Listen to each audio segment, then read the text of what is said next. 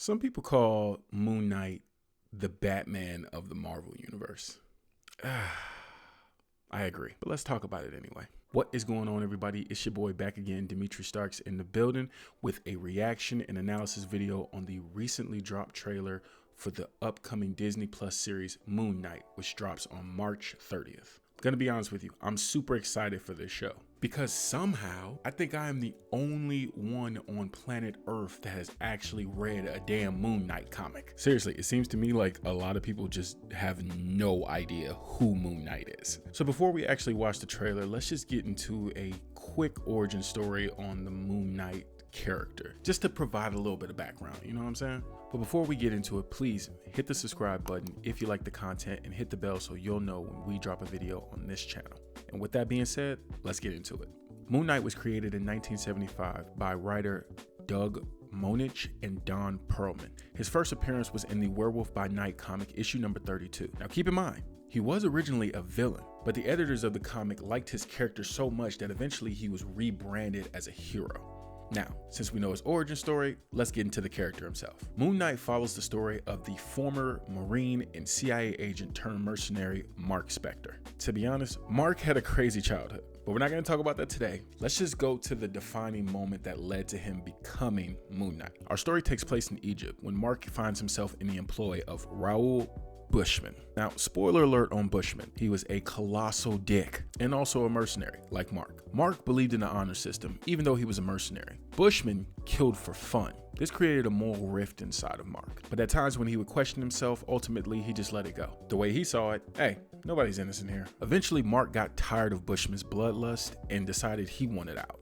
And this happens after Bushman kills Dr. Peter Allrain, an archaeologist that recently came across a tomb. He originally orders Mark to kill his daughter, Marlene, but instead he scares her off, saving her life.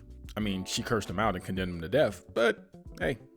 After this, Mark decides he does not want to work for Bushman anymore. So they exchange words and eventually come to blows. And you probably guessed it, Mark takes a fat L. I'm talking about super fat. Think of the biggest L you can find, multiply it by 100.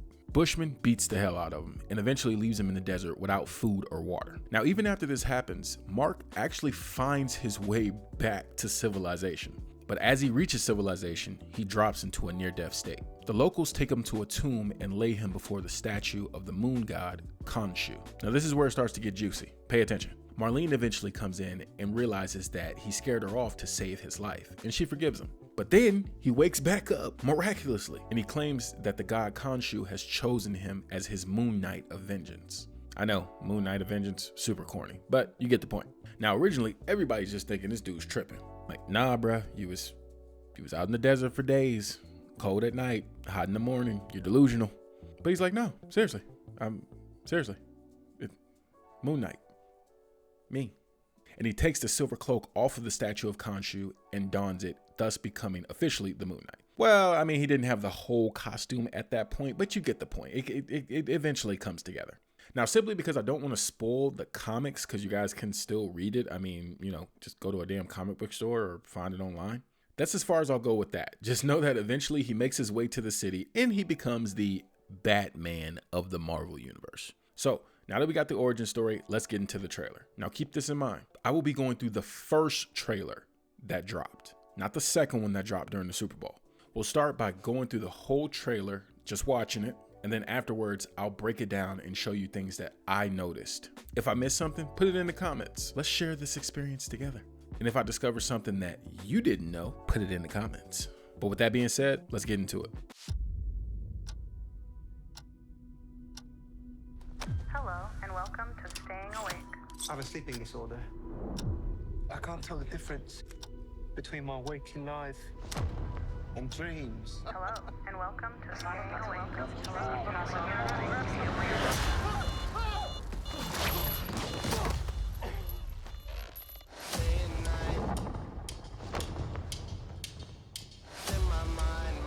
think I'm losing it. We'll catch you on. You're bloody useless, Stevie. Stephen. I can't tell the difference between life and dreams. That It's you. Lost the contact lens. Hope you find it. Thanks.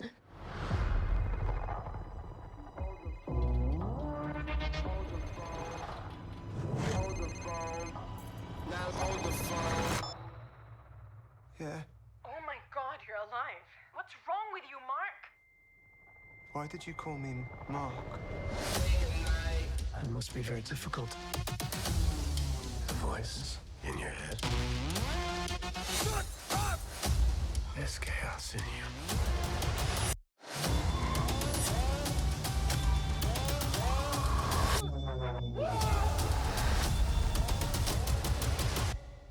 Embrace the chaos.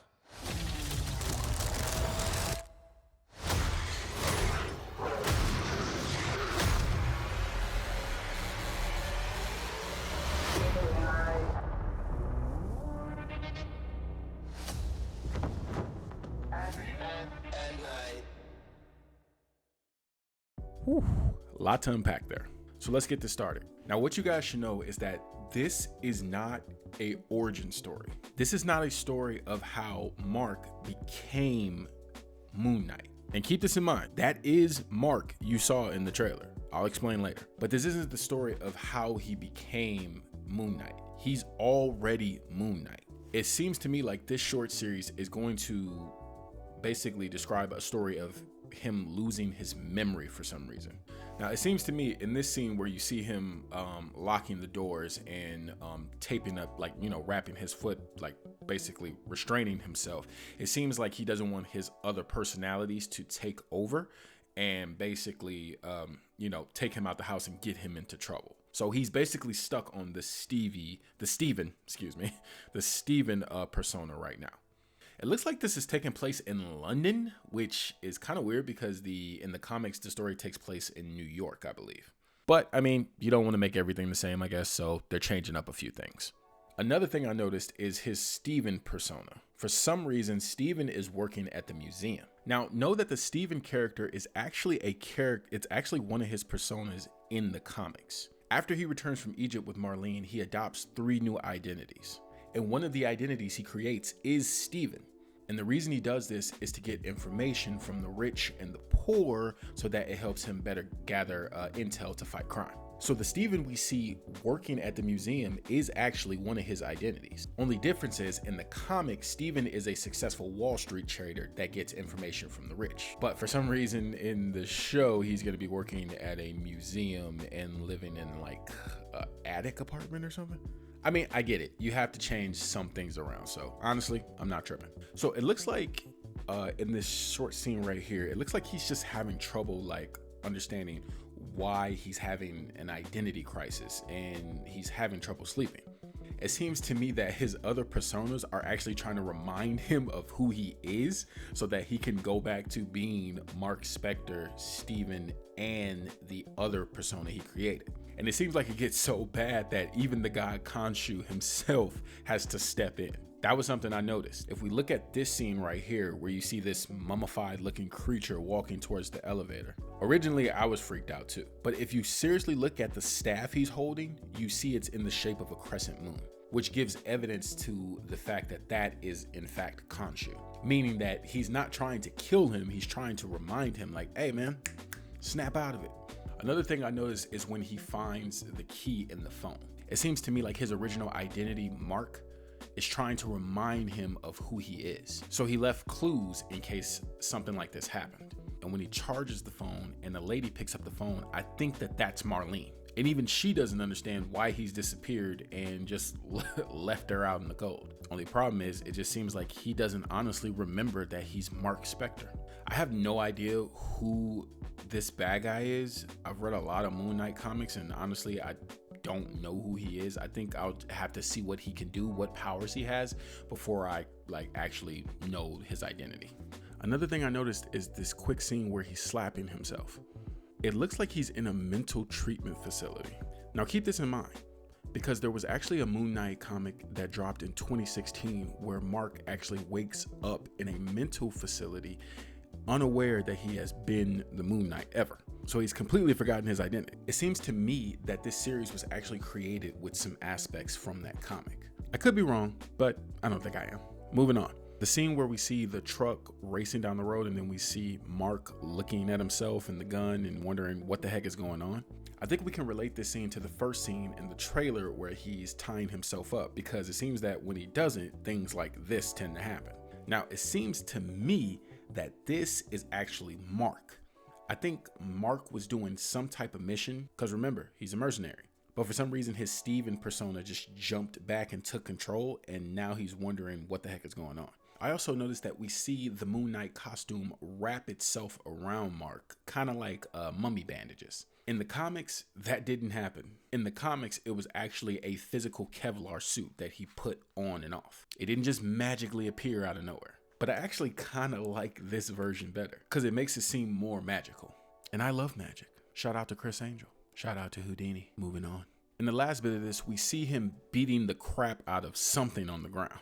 And I mean seriously beating. I'm talking about that Batman beating down a criminal because he stole a candy bar from a store type of beating. Oh God, I just used the Batman reference. I guess he really is the Batman of the Marvel Universe.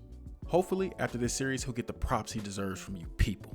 But until that time, moving on. It's at the end of the trailer where we actually get a good look at his suit. Now remember, this suit is different from the one in the comics. It magically appears on him. That's why we see the eyes glow. Khonshu actually does gift him with above normal physical abilities. So that explains him jumping over the building at the end. Magic suit, magic powers. Get it? Overall, I'm super excited about this series. I have always been a Moon Knight fan, and I have always thought that this hero was extremely underrated. And I'm just glad that he's actually getting the props he deserves. And I'm even more glad that Oscar Isaac is playing him. Seriously, guys, I think Marvel loves Oscar Isaac. He's playing Moon Knight. He even voices Spider-Man 2099, aka Miguel O'Hara. And I think he does another role in Marvel as well. But you get the point. He's dope. Now look, I am not one of those blurs, black nerd, if you didn't know, that's gonna tell you guys to go read every single Moon Knight comic before the show drops, okay? That's irrational. Granted, you have till March 30th, but still. But I do actually recommend that you guys read some of the Moon Knight comics. Now, whether that be at a comic store, online, it's your choice. But regardless, a lot of crazy happens, and maybe that'll better prep you for the show. But even if you don't, I'm almost certain this show is not gonna disappoint. Thanks for watching.